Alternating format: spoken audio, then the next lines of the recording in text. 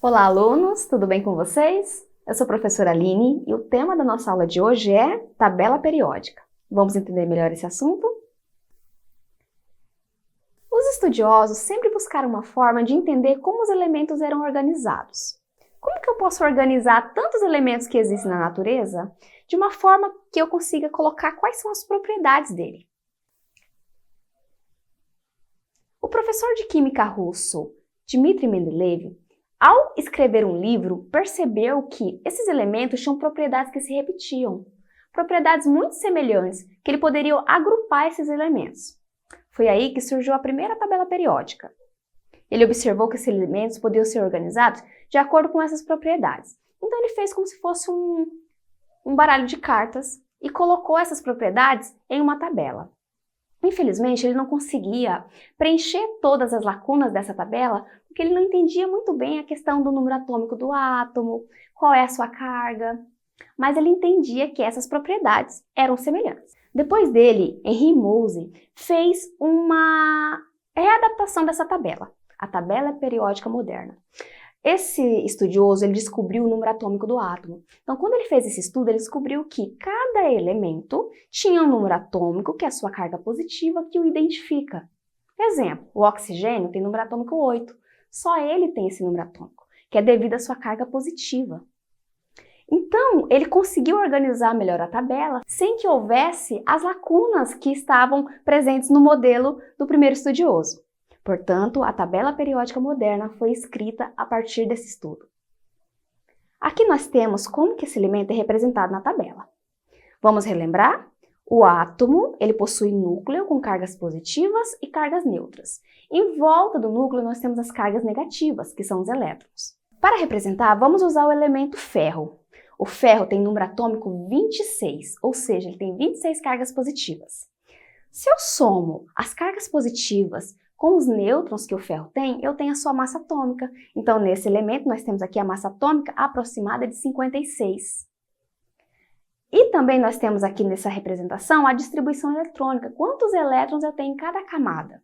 Portanto, toda vez que você olhar uma tabela periódica, que não precisa ser decorada, a tabela é apenas um mecanismo de consulta, você vai identificar qual é o número atômico do elemento, qual é a massa atômica desse elemento, e assim entender quais são as suas propriedades.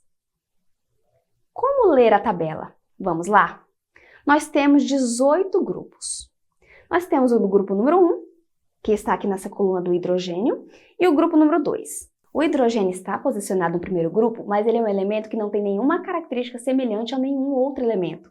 Nós falamos de uma forma bem humorada que o hidrogênio nem tem família. Portanto, nós temos o hidrogênio sendo representado de outra forma porque ele está posicionado aqui, mas não tem nenhuma característica semelhante. O primeiro grupo é o grupo dos metais, grupo 1 e grupo 2. Metais alcalinos e alcalinos terrosos. Aqui no grupo 3 até o grupo 12, nós temos os elementos de transição. Do grupo 13 até o 18, nós temos o que chamamos de ametais, que são não metais. Portanto, antes nós tínhamos a definição como sendo famílias dessas colunas. Hoje, nós temos a definição como sendo grupos, do 1 ao 18. Cada coluna significa que aquele elemento tem características semelhantes com o outro. Você não é semelhante à sua família, algumas características? É essa a intenção de se agrupar, chamado antigamente como família, hoje chamados apenas grupos. Por exemplo, nós temos o carbono, nós temos o silício. Esses elementos que estão no grupo 14 têm semelhanças entre si, principalmente a quantidade de elétrons na última camada. Vamos entender melhor quais são esses elementos? Metais. Qual é a característica do metal? O metal ele é sólido à temperatura ambiente, com exceção do mercúrio. O mercúrio é o único metal que é líquido. Nós temos também o fato deles serem maleáveis. Os metais também possuem brilho característico. Quando você pensa em metal, você lembra do ouro, da prata, do cobre. Eles não têm um brilho característico? Os metais também são dúcteis. Essa característica significa que eles podem ser formados em fios com muita facilidade. E também os metais são bons condutores de calor e eletricidade. Os fios que nós temos na nossa rede elétrica é feita de cobre. Por quê? É um metal que conduz muito bem a eletricidade. Além disso, os metais também conduzem calor. Quando você quer aquecer alguma coisa rapidamente no fogão, você utiliza uma panela de metal, porque rapidamente vai ter essa condução desse calor para esse alimento que vai ser esquentado ou feito ali rapidamente. Os não metais nós temos como característica a temperatura ambiente, metade se encontra no estado gasoso e metade se encontra no estado sólido. O bromo é o único não metal que ele se apresenta no estado líquido. Como característica principal, os não metais, eles não conduzem bem nem a eletricidade nem o calor. Então, portanto, completamente diferente dos metais que têm uma boa condução de calor, de temperatura, de eletricidade, nós não temos essa característica observada nos não metais. Os halogênios, eles formam o grupo 17. Esse grupo ele é representado pela formação de sais. Então, esses elementos eles reagem com metais formando sais. Aqui nós temos um exemplo na imagem como o cloreto de sódio, que é o sal de cozinha. Esse elemento ele é formado pela combinação do cloro, que é um halogênio, com o metal, que é o sódio. Então, os halogênios têm essa característica de que, se combinado com metais, eles produzem sais. Vamos entender quem são os calcogênios. Como exemplo, nós temos o oxigênio, o enxofre, o selênio, o telúrio. Nós temos a aplicação dos calcogênios de forma variada, desde reações químicas orgânicas, como a fonte de energia dos seres vivos na respiração celular, entre outras aplicações. Gases nobres, eles são assim chamados porque dificilmente se combinam com outros elementos na natureza. Então, falar, é um gás nobre, ou seja, ele não se mistura, ele não se liga a outros elementos com tanta facilidade. Isso é devido ao fato de que ele já é estável naturalmente. Ele já possui 8 elétrons na última camada, que são as cargas negativas do átomo, então ele não precisa se ligar a outro elemento para adquirir a sua estabilidade. Como exemplo dos gases nobres, nós temos muitos letreiros luminosos, o farol do xenon. Então, nós temos esses painéis, quando nós temos um parque que tem roda gigante, aquelas luzes. Tudo isso é feito principalmente com esses letreiros coloridos a partir de elementos que são considerados gases nobres.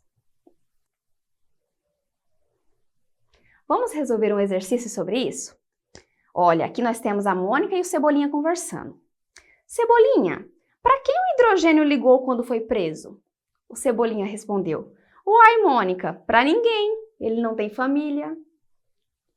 A charge, de forma bem-humorada, revela um aspecto da presença do elemento químico hidrogênio na tabela periódica.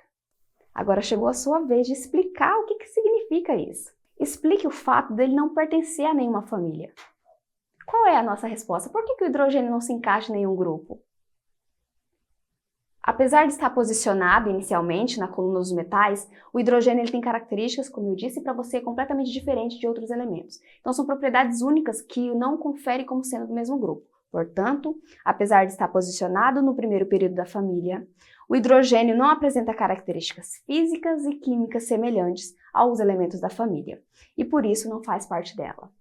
O hidrogênio apresenta características únicas, ou seja, não se assemelha a nenhum outro elemento químico conhecido pelo ser humano. Que tal você aparecer na TV do CAITS? Chegou a sua vez de produzir tirinhas, charge com personagens que você gosta sobre elementos químicos. Elabore algumas questões para que eu possa usar aqui nas aulas.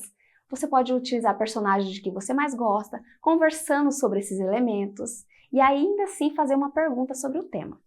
Você pode tirar fotos, desenhar e mandar para a gente no telefone que está na sua tela. Eu fico por aqui, eu espero que tenha gostado da aula e até uma próxima, pessoal!